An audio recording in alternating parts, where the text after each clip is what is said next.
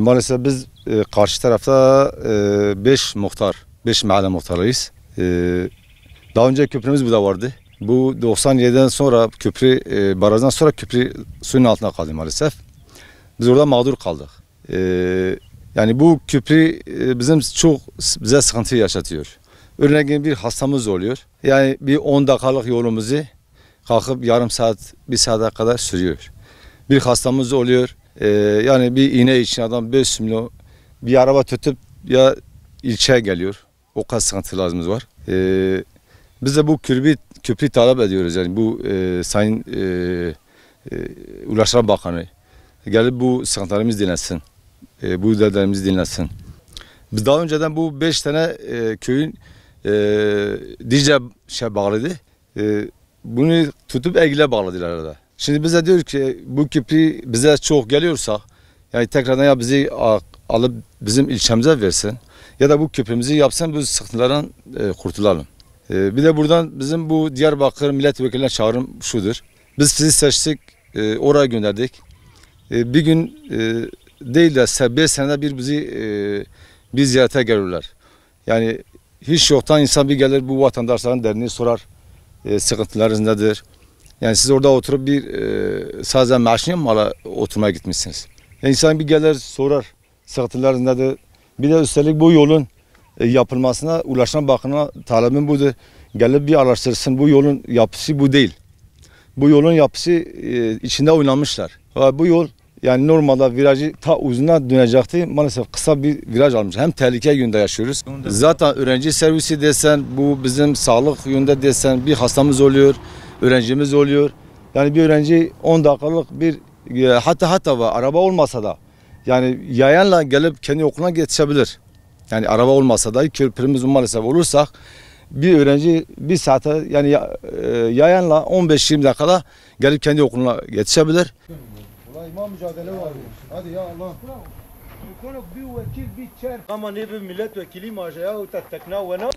Şu an 250 hane mahalle muhtarıyım. 1100 nüfusa sahip bir köydür. 170 tane öğrencim var. Öğrenci servislerim şu an iptal durumdadır. Artı şu an köprü meselesinden yani bu köylüler hepsi mağdur. 5 mahalle var. 3 tane de mezramız var.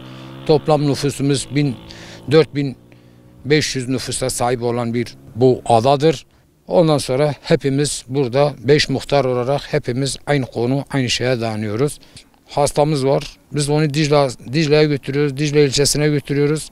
Bize kalkıp arkamızda her zaman muhtarlar onlarla beraber değil, orada hazır da değil. Kalkıyorlar. Vatandaşlarımıza diyor ki sizin ilçeniz Egil'dir. Şimdi Egil, Dicle bize 17 kilometre yakınlıkta olduğu için biz mecburiyetten Dicle'yi kullanıyoruz. Egil'e geldiğimiz zaman da Egil 32 kilometre. Dicle'nin bir vatandaş araç ücreti 500'dür. Egil'e gelmesi 1000 TL'dir. Vatandaş mağdurdur. Bunu ödeyemiyor. Yok ki versin zaten. Feribot vardı. Feribotu kaldırdılar. Bir 20-25 yıllık feribot bir hizmet yaptı. Feribot da maalesef şu an o da yok. 1997'de baraj yapıldığından önce de eski kervan yolumuz vardı. Ahşap köprü tahta şeyimiz vardı, köprümüz vardı. İnsanlarımız hepsi o köprüden geçiyordu. Gece gündüz zavallılar geliyordu. Diyarbakır'dan, oradan buradan geliyordu. Yani önünde bir ahşap tahta vardı, köprüden geçiyordu. Maalesef şu an baraj oldu. Barajdan dolayı vatandaşlarımız geliyor, burada mağdur kalıyor. Karşıya geçemiyor. Büyüklerimize, devlet büyüklerine biz sesleniyoruz buradan. Yani bu kadar insan, bu kadar halk burada mağdurdur. Yani köprü istiyoruz. Bizzat Bülent Arıç Bakanımız geldi burada türbeleri ziyaret etti. O zaman bize vatandaşlara söz verdi. Biz size bir köprü yapacağız. Hala bekliyoruz, hala da bekliyoruz.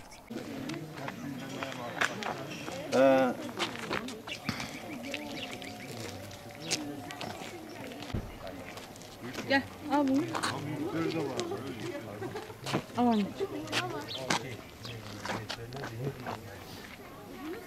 Şimdi ilk önce ben yetkililerine sesleniyorum ve Diyarbakır milletvekillerine sesleniyorum. Şimdi bizim burada aramızda bir 450 metre bir mesafe var. Bu köprü mesela nedeniyle mesela yapmıyorlar. Biz 3 kilometre mesela köyden uzak, şehirden uzağız. Burada o karşı tarafta mağdur kalmışız. Oradan özel taksi ya araba tutacağız. 20 kilometre dolaşarak geleceğiz. Yani biz karşı tarafta mağdur kalmışız. Yani bize bir köprü fazla mı geliyor? Eğer fazla geliyorsa yani bizi Dicle'ye versinler. Nüfusumuzu Dicle'ye versinler. Şimdi 2500'e yakın nüfus karşıdadır, mağdurdur. Şimdi bizim milletvekillerine sesleniyorum. 5 yıldan bir geliyor bizden oy istiyorlar. Biz onlara oy veriyorlar, gönderiyorlar. Meclise gönderiyorlar. 5 sene boyunca yatıyorlar. Bir şey yapamıyorlar. Bize bir hizmet yapmıyorlar. Ben onlara sesleniyorum. İnşallah bu köprü yapsınlar. Yani bizim bir acil hastamız olsa, bir Allah etmezse bir yılan soksa, bir acil hastamız olsa yani 5 dakikalık yol, 1 saatlik yol dolaşarak geliyoruz. Onlardan bir ricam yani bu köprü bir müdahalesi, bir köprü yapsınlar, bir ulaşım olsunlar. Doğrudur. Mesela bu köprü yapsa Dicle'yle Eyyil birleşiyorlar. Birleşiyorlar yani ulaşım iyi oluyor. Mesela bu peygamberler de var buralarda. Yani millet ekstra geliyorlar, ulaşım yok. Gidip gelmiyorlar. Eğer bu yol, bu köprü olsalar yani binlerce turistler de geliyor burada. Yani ulaşım da iyi oluyor. Yani muhabbet mesela şehrimize ulaşıyor. Yani daha güzel oluyor. Şimdi zemini de hep zaten kayalıktır. Zemin mesai şeydir yani normaldir. Yani bir masrafı yok. Yani kayalıktır, zemin güzeldir bir şeydir. Yani o kadar masraf da olmuyor. Eğer devlet yapsalar yani o kadar masrafı da yok. Eğer o kadar mesela bize masraf fazla geliyorsa yani bizi Dicle'ye versinler.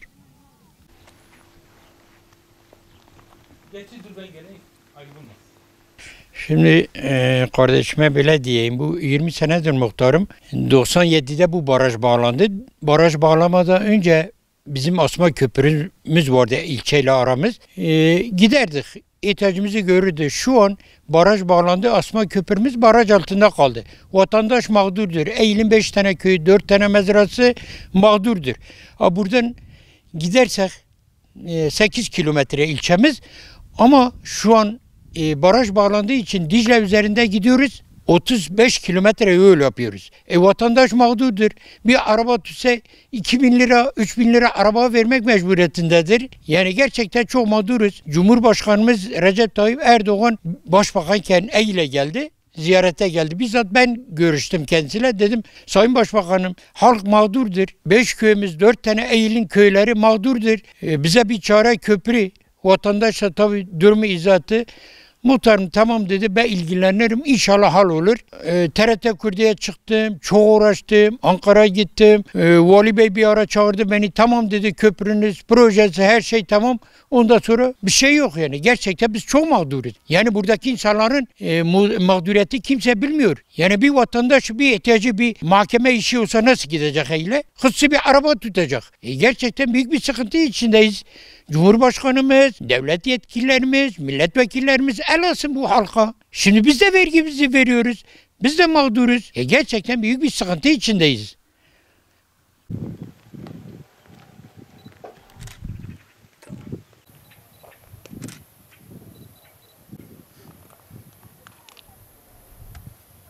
Buradaki sorun bu havza ortasında 5 köyün genel sorunudur. Bu sorun çoktan beri barajın yapılmasından beri devam ediliyor. Bu çile çekiyor, bu sıkıntı biz vatandaş olarak 3500 vatandaş olarak bu sorunları sürekli çekiyoruz yani. Bunun bir çaresi bulunması için bizim tek isteğimiz bizim sorunların çözümü köprüdür. Bizim bu yetkililerden talebimiz, öncelikimiz köprüdür yani.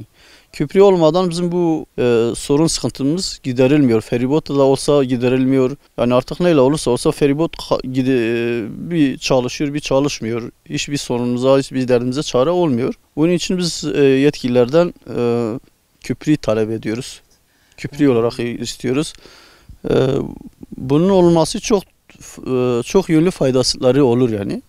Bizim organik mercimek organik seftikamız almıştık. Seftikanın birkaç yıl devam ettik. Bunun gidişleri bayağı masraflı oldu. Yani buradan 3,5 kilometredir. Arkadan 45 kilometre dolanıp gidip geliyoruz. Buradan bademdir, fıstıktır, mercimek taşıması, fabrikaya götürüp getirmesi. Bunlar yolda arkadan gidip gelmesi bayağı bize maliyetli oluyor. Maliyeti fazla olduğu için vatandaş bunun hepsinden vazgeçmeye başladı. Bunun başında gelen nedenlerden bir tanesi de köprünün olmamasıdır. Yani bizim Ilgın köyünün mercimeği Egil'de veya Diyarbakır'da bayağı bir rağbet gördü. Yani bunun tarımın desteklenmesiyle seftikanın verilmesi bayağı bir şey sağladılar. Ondan sonra köprü bayağı bu konularda bizi bayağı durdurdu yani. Bizim tek dileğimiz köprüdür yani, başka ne diyelim yani. Onlar da dedi, o dedi iyi ki kaldırdılar. Ben nasıl mağaralara girip oralarda fuş yapıyorlar. Tek biz artık halkı olarak yüzümüz. Evet. Bu geçenlerde askere de geldi, seyahati diye valla burada her türlü